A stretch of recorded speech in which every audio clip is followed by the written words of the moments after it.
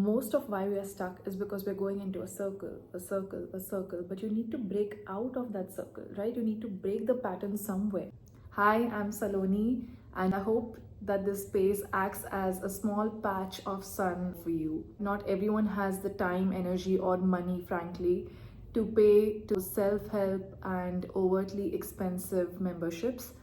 So today we're going to discuss a few free tips and hacks that are going to help you optimize your life. Let's go. First tip that I would like to give you is that act on your gifts. You have been bestowed upon a unique gift. This is something I've been hearing since I was a little child. No 5 fingers are similar to the other. Apply this to yourself and to humans. Every single human being that takes birth on this planet has a very unique and specific gift. Only they can be the person that they are. No other person can replicate you 100%. Even with cloning technology, I can assure you, you'd always be able to tell the clone apart. And that's because not even a clone can replicate you 100% to what your design is. There's only ever going to be one of you on this planet. I think that is something to be celebrated. When you don't act on your gifts, when you procrastinating, caught up and hung up in the why, the how, spend years neglecting your gift, I assure you there will be a day when these gifts leave you. They go away to someone else who's probably hungrier. You sit on them long enough and one day, a day turns into a week, turns into a month and into a year. And that's not what we are here for. That's not why we've taken birth on this planet. We are all creator beings. And when we decide not to act on our gifts, we are essentially not only disrespecting our own gifts, we are making sure that we are not utilizing our human birth to its fullest capacity. Routine is 90% of your goal achieved. Every day cannot be linear. Although what you can do is prioritize routine like a maniac. Gone are the days where we could just lull ourselves into long periods of not doing anything and call it self-help. It's time to try a little harder. Discipline is the only thing that will be your life jacket in the tough moments of your life. We all know that feelings are a liar. Feelings come and go. They're often in waves. So what we feel right now may not be relevant after an hour, which is a crazy thing because we get so stuck in how we're feeling in the moment that we sabotage the entire day. Maybe you don't feel like doing it, but you get up and you do it anyway. Do not break promises to yourself, because when you break promises to yourself, you're signaling your subconscious mind that these things aren't important enough for you. Your subconscious mind luckily does not know the difference between an imagination and reality and use this to your benefit, but it's going to be a conscious effort. Are you really going to take those 5 minutes out of your day to do this every single day until you no longer feel the need to do so? That's the question. This brings me to my next part. Be in the present moment. And the art of being in the present moment is to stop analyzing your life and to actually live it. We are always in the future. I'm doing this, I'm doing activity A right now, but I don't believe that this would work out in the future. What if this goes wrong and then I have to manage that? You see the way I'm talking to myself, I'm already creating obstacles in the future, which is robbing me of my present moment. I'm not present with the activity at hand. And that is something we really need to change. If we want to achieve success, we need to be in the present moment with the smallest of tasks. Do that 100% righteously, without distractions, without any forward thinking of the future, of how it could go wrong or what will I do if it goes right. Just complete your activity and then move on to the other parts. Right now, you're in this present moment, you're watching this video. Take just 1 second, take a step back and start to notice maybe your hands. Look at the lines that are running through your hands. Look at the back of your hands, look at the nails. Look at the clock if you have it in front of you, that always helps. Look at your surrounding, maybe see what you can see. Look at the colors. Try to smell something if you have any strong smells in your surrounding.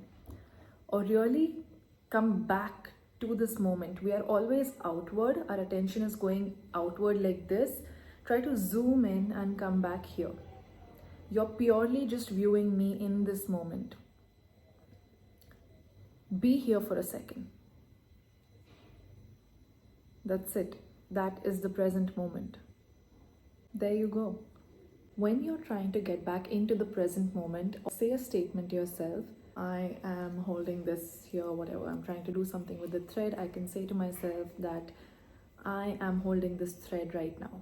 Every time you're doing an activity and your mind drifts off, it's a great way to get yourself back in the present moment, is to really point out the subject matter in your hands or to point out whatever you are doing. Let's be real. The generation that we're living in today, a lot of us are addicted beyond comparison to our phones, to social media, because the world is almost designed to keep you failing or almost designed to keep you paralyzed. If you can't go from one room to the other in your house without actually having your phone in your hand, then you have a problem. Social media is actually made and constructed in a way where it keeps you vying for your attention. You're actually paying them with your time and your attention span. It's those small dopamine hits where every single post is crying out for your attention. Like me, view me, 2 more minutes, 2 more seconds, and it's just never ending. Try to do no phone dinners, no phone lunches, no phone showers, and no phone toilets. Now, I understand that this isn't possible for everyone. Overpower your mind so much that you're cutting your phone time in all of these activities, or at least pick one activity where you will religiously not do it just for a week. Just try it out. You don't have anything to lose. And optimize your scrolling patterns. Try to ask yourself every time you open your phone or an application, be it Instagram, YouTube, any other social, Pinterest, whatever, when you open that application, ask just this one question to yourself. Why am I here? Why did I come on this application? Then answer it. Was it because I wanted some background music, a background podcast, or did I just want to scroll through for like 5 minutes before I start something? Remind yourself of what your objective was and the only objective of why you're opening that application. Once you're on it, make sure you're doing just that. Choose the video that you wanted. Do not go on scrolling. Do not go on thinking, oh, I might miss this, let me watch this. Just purely go and watch the content or play the content in the background that you came here to play. Remind yourself. If you have to look at the clock and say to yourself, I am logging on Instagram at 12 p.m. That will give you at least a background sense of, you know what, I am spending time here and that's something I'm aware of now. So I can choose to go back sooner. You're going to start undoing or unbraiding all of the knots that you've made by giving social media the power over you. And that's majorly what we're trying to do here today. To choose presence over perfection. You've heard it a million times, but I'll say it again, there is no perfect start. Perfection is a myth. The Gita says that it's not necessary for you to be perfect, but you just need to start the activity, the project. There's never going to be point A to point Z where nothing goes wrong or everything goes according to how you planned it, and that's okay. You have to get comfortable and you have to allow yourself some mistakes so you don't scrutinize yourself to the point of paralysis. You can either be here where you're paralyzed by trying to get it all right, or you could be here where you understand and you realize that not all paths are going to be perfect. There's some background sound in my video right now, but that's the point. It's not going to be perfect. I'm not going to get it 100% right the whole time. But I have to make do with what I have. Because otherwise the opposite of it is really not something I want to be a part of. You need to restart, regroup, restructure as many times as you need to. If you could not start something at 11 a.m. and now you're feeling the paralysis of it, it's okay. Start again at 12. And then again at 1:30. Whatever you need to get through that day, or to make it, to restart again, to regroup again. Maybe it's a practice run. If you want to write and you're having a writer's block, it's okay, just doodle on the page. Just scribble, it doesn't even have to mean anything. But do something that makes you feel even a little more inclined to keep going on. ask yourself if you're at least 1% better than you were yesterday. And I know we all have heard a lot of this 1% logic, but it truly, truly works. And it also takes the load off you. Remember, something is better than nothing. Nothing is paralysis. Something is 1%. Let your life feel like it has a reason to live. You don't deserve to be stuck. Every human being that was created to see what potential it reaches. And there's no way we should give up just because we had a minor setback. So stop it. Give up the illusion of perfection. There is no perfect. And there'll never be. As long as you're keeping at your task earnestly, consistently, that means you're going to make it. You're going to make it. If not today, if not tomorrow, day after, whatever, 1 week, 1 month, you are going to make it. That is the natural plan. That is the natural law. Look around. You look at all the people who made it. They did not make it on their first try. And it would be very juvenile of us to think that one day we get up, we come, we show up, and that's it. The next thing that you could do to optimize yourself is to ask yourself, what is the best thing I can do with the geographical location that I am in right now? That means, where are you put up? City-wise, location-wise, or even who are you spending that time with? Recently, geographically, I was in a different city. I was with my mother. I remember thinking to myself, since I'm only going to be here for a couple of weeks, how can I best utilize this time? So I asked myself, what are the things that I could do that I wouldn't do otherwise? And what's the best way I could optimize my time with her? Maybe she could teach me some things that I'm interested in. Maybe we could watch some things together, or we could exercise together, since I've really wanted to get my mom on a health journey. And we finally had the time to do that. So ask yourself, where am I right now? Geographically, what could help me? What are some of the things that could accelerate my progress further? And that would also be a great way to optimize your life. This entire life is a battle of subconscious mind. It's important that we study a little bit about it and use it to our advantage, so that we use our mind and not let our mind use us. As you probably know, subconscious mind comprises of 90% of our brain, and the conscious mind only comprises of 10%. What this means is that in the driver's seat of your life, the subconscious mind is the one driving. And while talking about your problems or talking about certain things consciously could give you a certain sense of hope, the whole work needs to happen at the layer of your subconscious mind.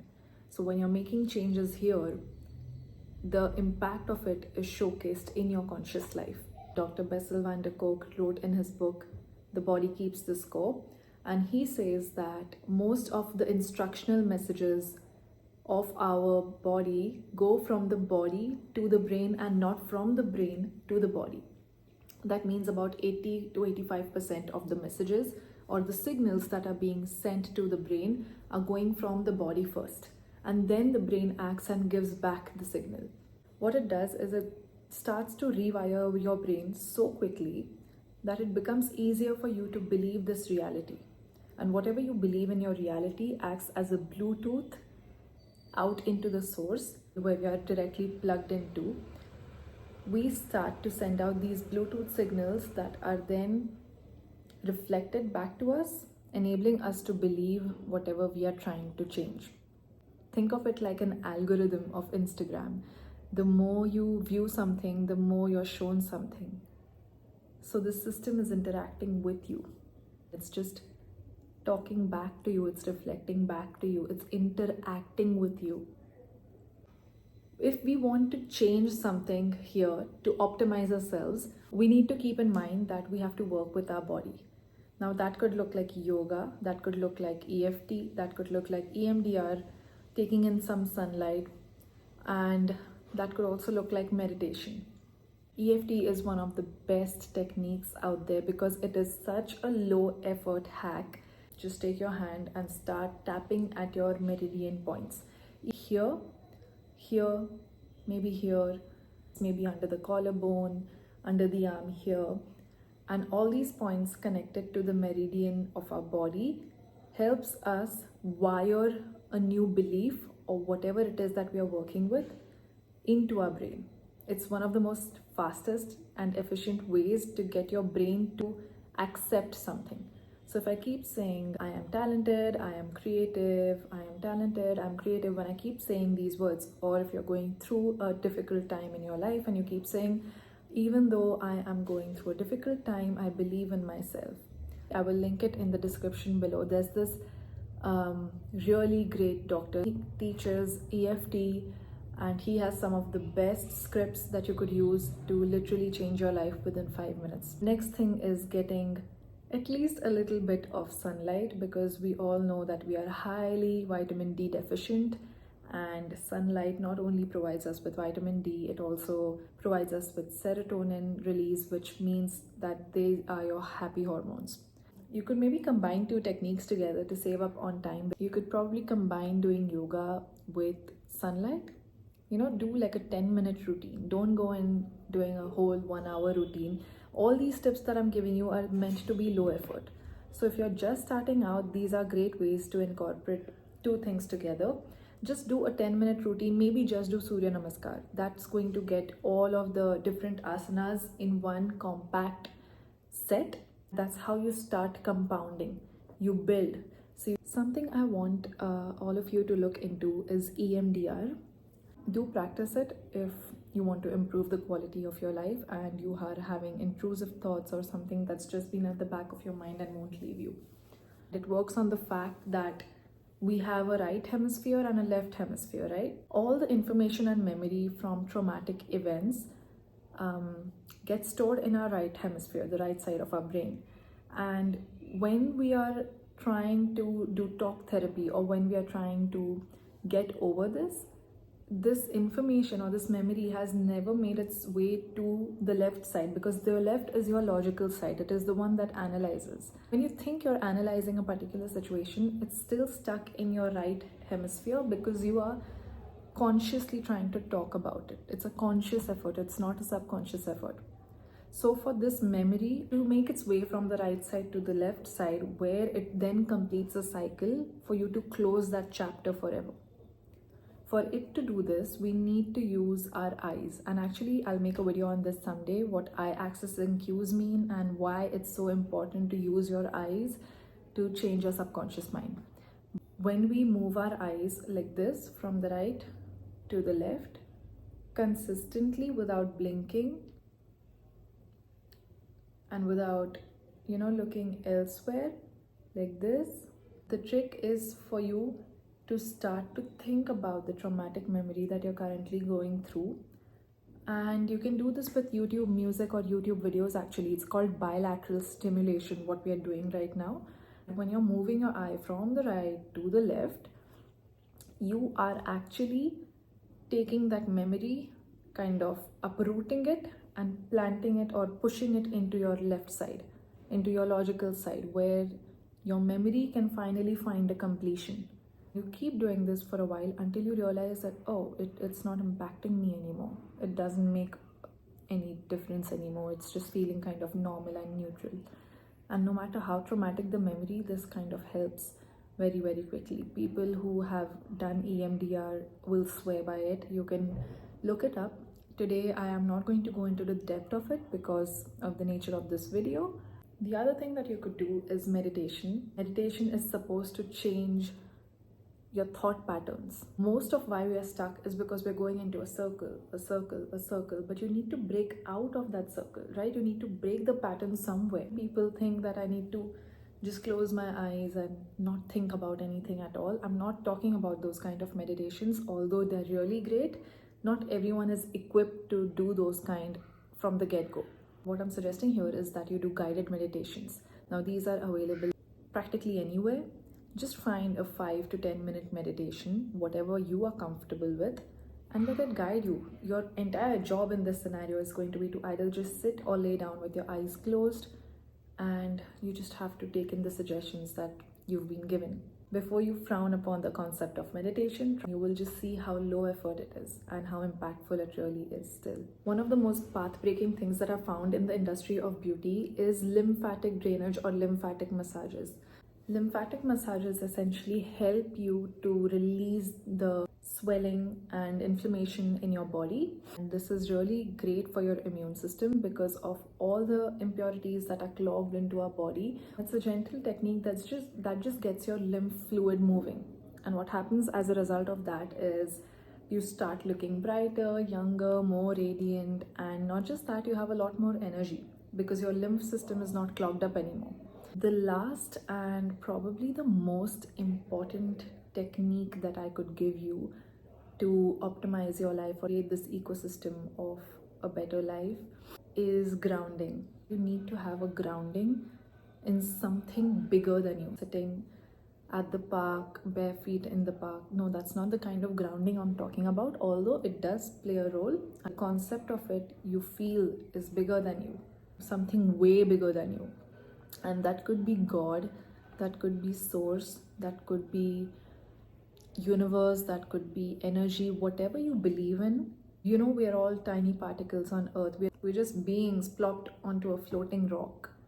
We are all spiritual beings having a human experience. There is something bigger than us, whether you admit it or not. Otherwise, we wouldn't be here today. The fact that we can create with our mind, it's the fact that we can change so many things that we put our mind to. It's the fact that we can think beyond our humanness.